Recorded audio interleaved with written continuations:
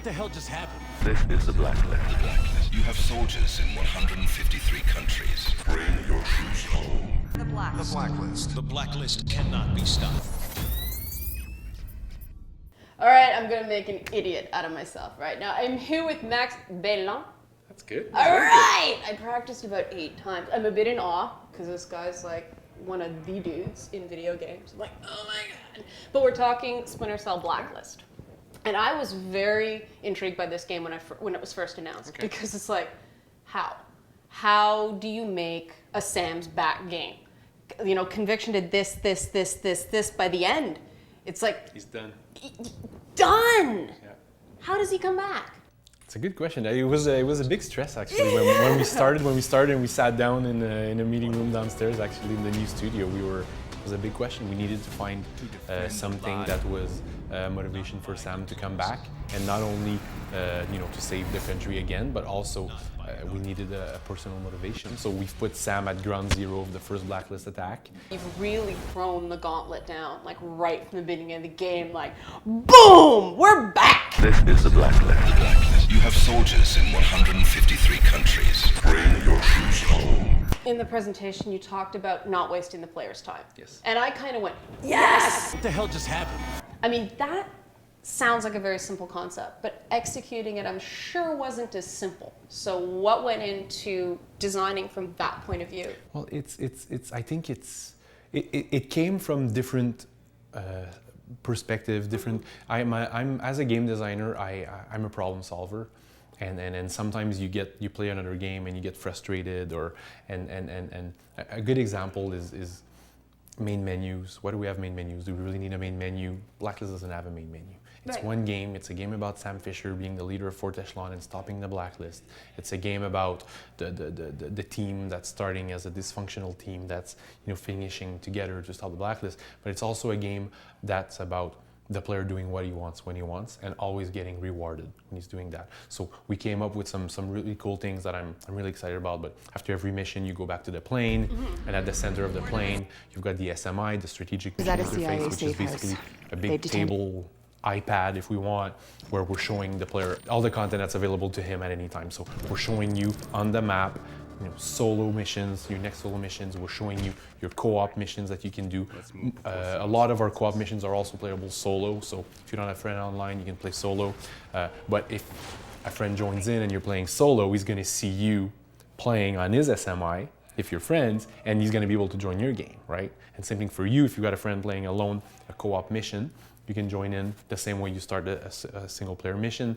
Same idea with Spy vs. Mercs, our multiplayer component. It's there, we're showing you your friends. If you've got 2 friends on a server and there's room on that server, you click, you join, you're now with them, you make a party, you're with them, you're playing. And I think it's cool, it makes sense with our story also.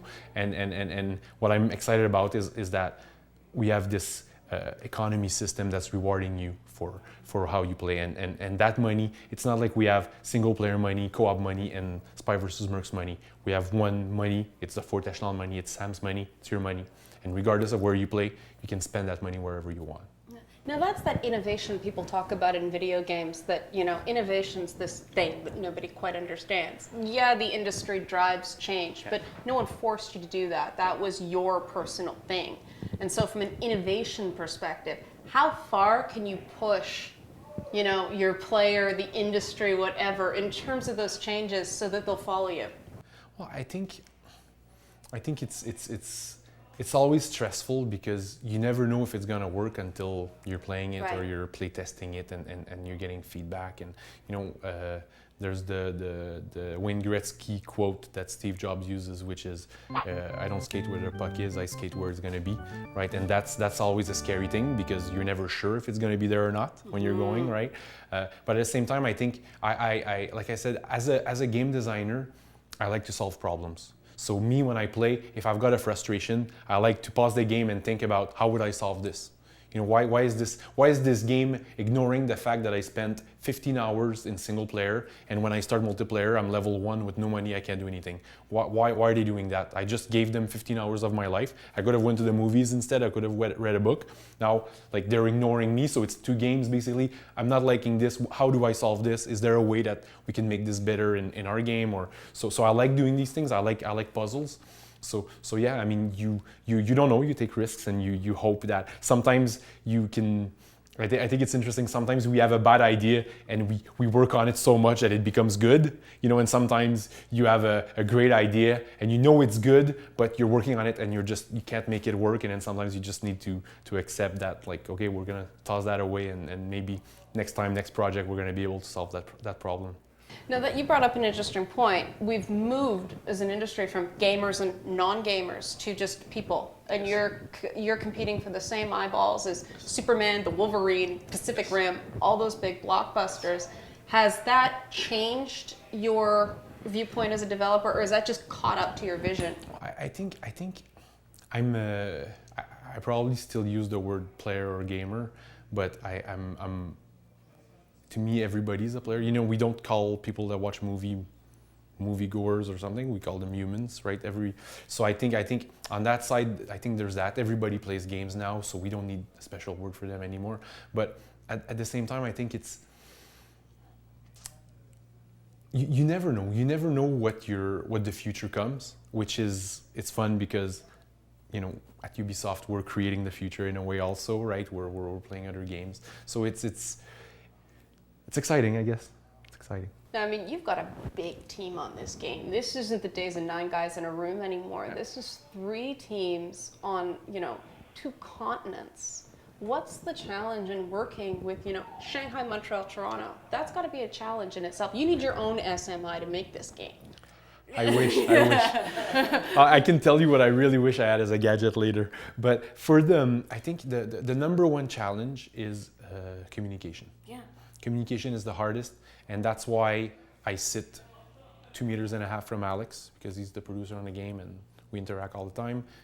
Laurent Malville, our lead game designer, sits a meter from me because we talk all the time. But as soon as you're adding meters, distance between you and other people, communication is more complicated. And it's always a challenge. It's been a challenge. Even working with Montreal, we know the guys, but you know, there's often, you know how it is, right? When you send an email, sometimes you write an email quick, and if there's a chance that it's read the bad way, well, it might happen, you know? And then suddenly you wake up the next morning and you're like, no, that's not what I meant. And, you know, so obviously that stuff happens, but I think what's the number one thing to mitigate that risk is having people that you trust, and you let them fly with their own wings. Now, at the Ghost Recon launch of Muckety Mucket, Ubi Montreal, who will remain nameless, and you'll understand why in a minute, was really drunk at that party. And I asked him about Splinter Cell Blaklist in Toronto, and his quote was, "They better not fuck it up." Do you feel like you've accomplished this company directive?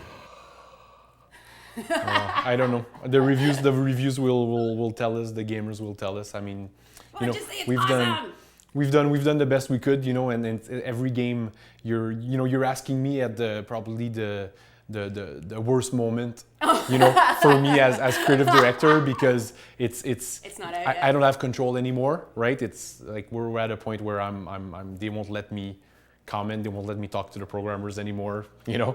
Well, you know, we're done. Well, you know, there's some little things left and right, but it's so I'm the passenger now in the car, right? So it's always tough, especially at the end. You know, you're tired, and all I see is the little things that could be better.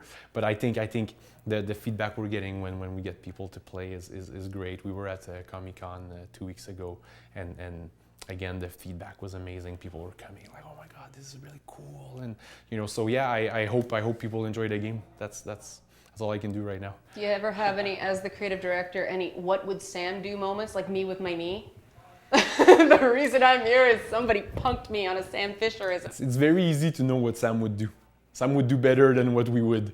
That's true. I got up this morning, I ran 10K. Sam would have done it faster and longer. It's very easy to know. Is that those little moments in the game where, like, he's walking down the alley and he gives money to a beggar? You know, things like that. like Is that, that I saw that? It's like that is so that, you know, like That's it it. was That's like Sam. those were Those yeah. are the little things, and it's challenging because often in games we make the gameplay and you know the gameplay is about Sam taking out guys lethally or not. But when we're able to show these little different sides of Sam, I think it's very fun. It's interesting to yes, Sam would do that. What would Sam say here? What would like in the plane we have a phone, a satellite phone, and Sam can call Sarah between each missions to get an update on how she's doing, but also to get her perspective on the blacklist, from a public facing.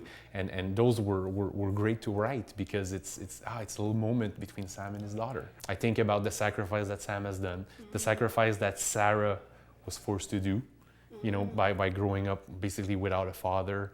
And it's these little things that you're just like, yeah, that's what it takes. There's some guys in the real world that are doing that for us, and we forget. We have our little iPhones and we drink our lattes, but there's some actual people that do these extreme sacrifices, and we're super lucky to have these men and women do it for us. And I think that making the game and working with a character like Sam, it's allowing us to, in a way, show some respect and to have some reflections on that. I am the Splinter Cell.